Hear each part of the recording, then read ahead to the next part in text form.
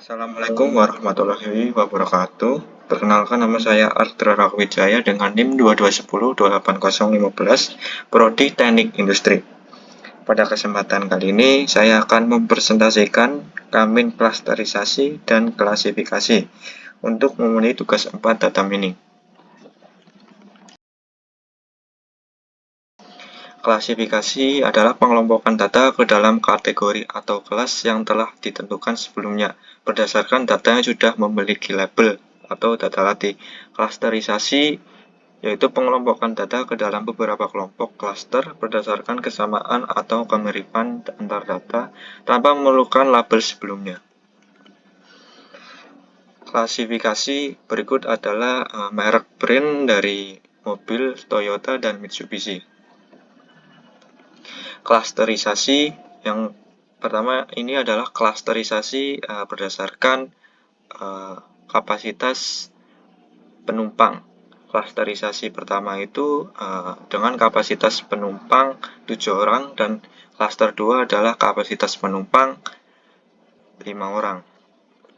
Selanjutnya klasterisasi pertama itu adalah berdasarkan kemiripan mobil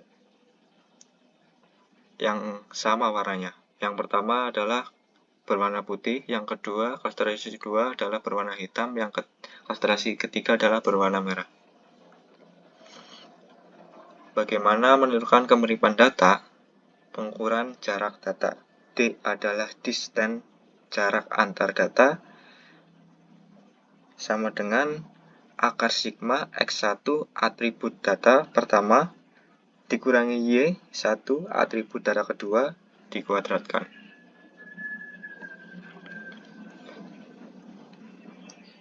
Di sini ada 3 atribut data, kemudian ada data baru sebelah kanan, yaitu digunakan untuk mengukur jarak dari data baru ke data yang lama.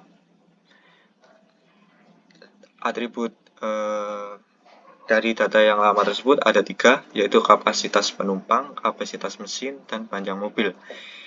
Dan di sini kita masukkan ke dalam rumus D1 sama dengan akar 7 dikurangi 7 pangkat 2 ditambah 2,4 dikurangi 1,5 pangkat 2 ditambah 4,8 dikurangi 4,6 pangkat 2. 7 di sini adalah berasal dari tabel yang baru, kapasitas penumpang yang baru dikurangi 7 dari kapasitas penumpang dari tabel yang lama di pangkat 2 dan 2,4 dari kapasitas mesin dari tabel yang baru dikurangi 1,5 dari kapasitas mesin tabel yang lama ditambah 4,8 dari panjang mobil tabel yang baru dikurangi 4,6 dari panjang mobil tabel yang lama, dan hasilnya adalah 0,922.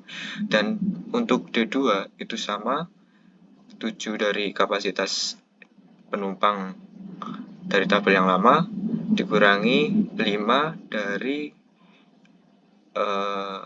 kedua kapasitas penumpang, yaitu angkanya 5 pangkat 2 dan seterusnya dengan hasil 2,579, dan D3 dengan hasil 0,412. Manfaat klasterisasi yang pertama, segmentasi data, mengelompokkan data berdasarkan kemiripan untuk memahami pola, seperti segmentasi pelanggan berdasarkan perilaku atau kebutuhan. Yang kedua, identifikasi pola, menemukan struktur tersembunyi dalam data yang tidak memiliki label seperti mengelompokkan wilayah berdasarkan tingkat polusi.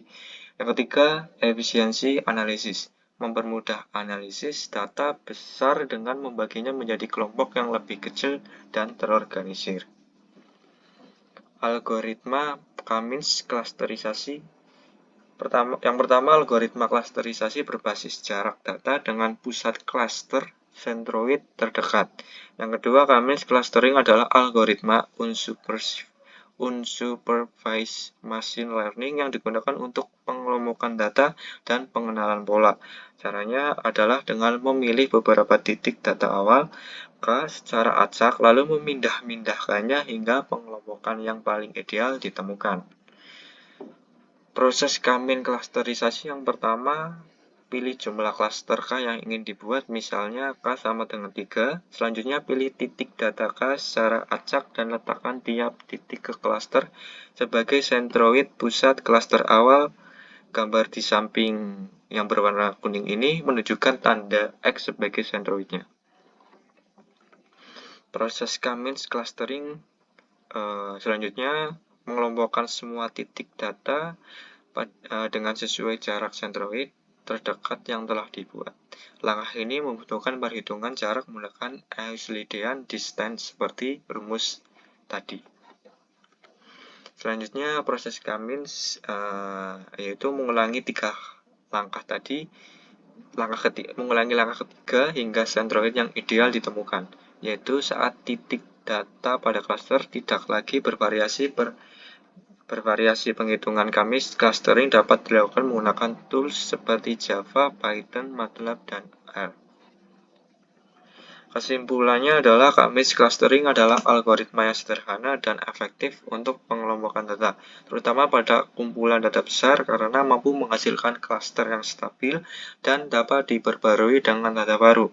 Namun, kelemahan utamanya terletak pada keharusan memilih jumlah klaster secara manual, sensitivitas terhadap nilai sentroid awal, kesulitan menangani data dengan berbagai ukuran dan kepadatan, serta dampak outlier dan tantangan pada data berdimensi tinggi.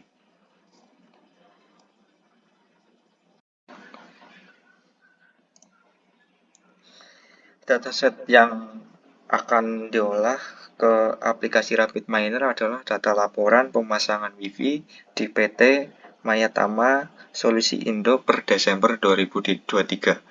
Di sini terdapat 96 data yang terdiri dari nama user, user ID, dan paket. Baik, selanjutnya di aplikasi RapidMiner kita harus menggunakan data terlebih dahulu dengan menggunakan search for operation, yaitu kita cari read Excel, klik 2 kali.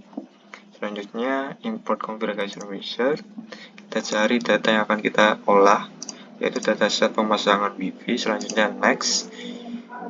Di sini menampilkan data yang akan kita gunakan dengan range A banding C. Selanjutnya next. Untuk nama user, change role kita menggunakan ID, lalu OK. Untuk user ID dan paket tidak perlu diubah. Selanjutnya finish. Selanjutnya search for operator, kita cari Kmins, klik 2 kali, lalu pada parameter K kita ubah menjadi 3 dan max run tetap 10. Dan untuk measure types kita menggunakan mixed measure. Selanjutnya hubungkan read Excel dengan clustering dengan res.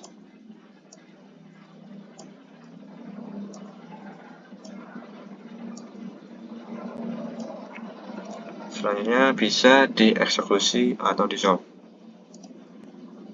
Maka hasil yang didapatkan yaitu cluster 0 sama dengan 20 item, cluster 1 sama dengan 58 item, cluster 2 sama dengan 18 item, dan total item adalah 96. Di sini ada cluster 0 sebagai berikut, cluster 1 dan cluster 2. Untuk grafnya seperti ini. Selanjutnya kita beralih ke example set clustering, yaitu kita lihat visualization, plot type kita ubah menggunakan scatter atau pebble, dan di sini kita bisa lihat cluster 2, dan jangan lupa atur jitternya. Di sini kita bisa lihat cluster 2, cluster 1, dan cluster 0. Dan pada plot time kita bisa ubah ke 3D scatter seperti ini.